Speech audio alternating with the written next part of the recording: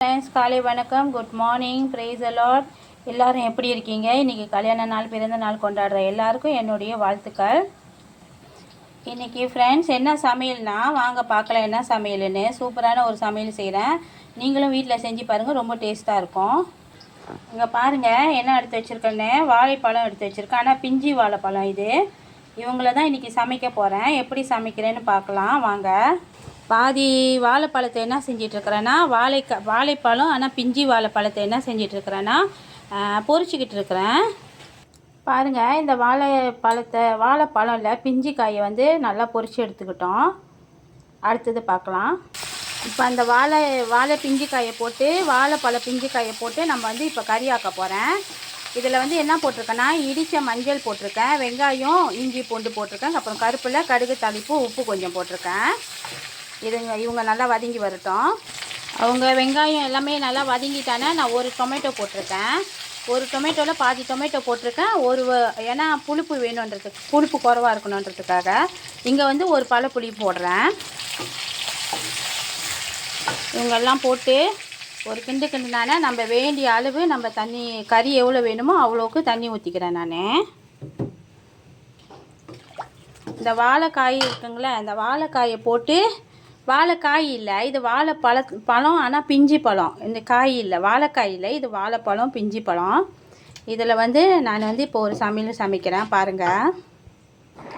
இப்போ பாருங்கள், அந்த பிஞ்சி வாழைப்பழம் போட்டோம்ல, அந்த பிஞ்சி வாழைப்பழத்தை போட்டுட்டு நான் என்ன செஞ்சேன், கொஞ்சம் 2 கரண்டி மிளகாய்த்தூள் போட்டேன். இந்த கரண்டியில் 2 கரண்டி மிளகாய்த்தூள், அப்புறம் வந்து இந்த வாழைப்பழத்தையும் போட்டு எல்லாத்தையும் ஒன்றா போட்டு கொதிக்க வச்சுக்கிட்டுருக்குறேன் ஃப்ரெண்ட். எல்லாம் கொதிஞ்சு வரட்டும், நல்லா சுண்டி வரட்டும். பாருங்கள், நல்லா பொதிஞ்சு வந்துட்டாங்க. இந்த வாழைக்காய் வந்து வாழைப்பழம் வந்து பிஞ்சு காய் வந்து கொஞ்ச நேரத்தில் வெந்துடுவாங்க. பாருங்கள் வெந்துட்டாங்க பார்த்தீங்களா? அவங்க கொஞ்ச நேரத்தில் வெந்துடுவாங்க. இன்னும் கொஞ்சம் சுண்டி வரட்டும் கறி. பாருங்கள், இவங்க நல்லா கொதித்து வர்றப்ப நான் சின்ன ஸ்பூனில் மிளகுத்தூள் கொஞ்சம் போட்டுக்கிறேன். மிளகுத்தூள் கொஞ்சம் போட்டுட்டு கொஞ்சமாக பால் ஊற்றிக்கிறேன்.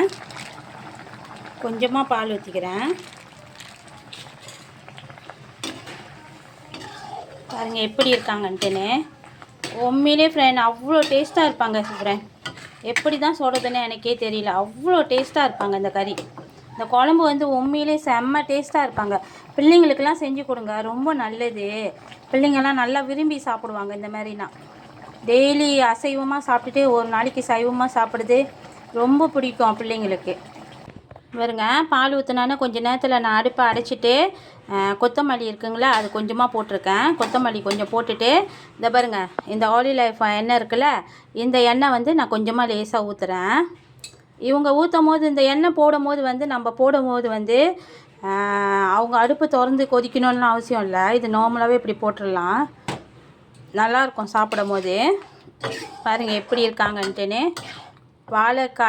இது வாழைக்காயில் வாழைப்பழம், பிஞ்சி வாழைப்பழம் கறி குழம்பாக்கியிருக்கேன். இது வாழைக்காயில் பிஞ்சி வாழைப்பழம், அதில் குழம்பாக்கியிருக்கேன். வாங்க பார்க்கலாமா அடுத்தது.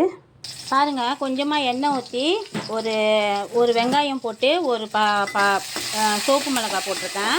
அப்புறம் அவங்க கூட உப்பு கொஞ்சம் போட்டுட்டேன். நம்ம சமையலில் எப்பயுமே உப்பு வெள்ளனையாக போட்டுருவோம். இவங்க என்னத்துக்கு செய்கிறேன்னா பாருங்கள், பாவக்காய் போட்டிருக்கேன்.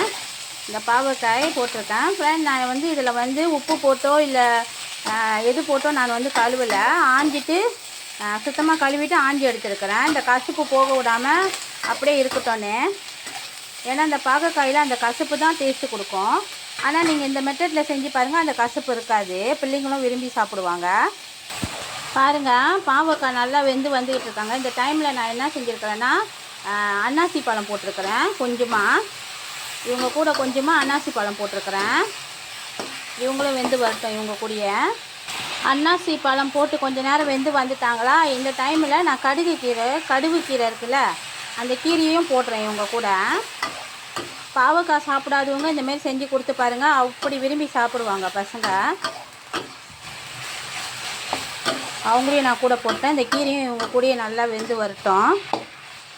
தண்ணி ஊற்ற தேவையில்லை ஃப்ரெண்ட். தண்ணி ஏன்னா அந்த இந்த வெஜிடபிள் எல்லாத்துலேயும் தண்ணி இருப்பாங்க. அதனால் நீங்கள் அடுப்பை மூலமாக வச்சு பொறுமையாக செஞ்சிங்கன்னா அவ்வளோ டேஸ்ட்டாக இருப்பாங்க. பாருங்கள், இவங்க எல்லாம் நல்லா வெந்திருக்கிறப்ப நான் வந்து கொஞ்சமாக பால் ஊற்றிருக்கேன்.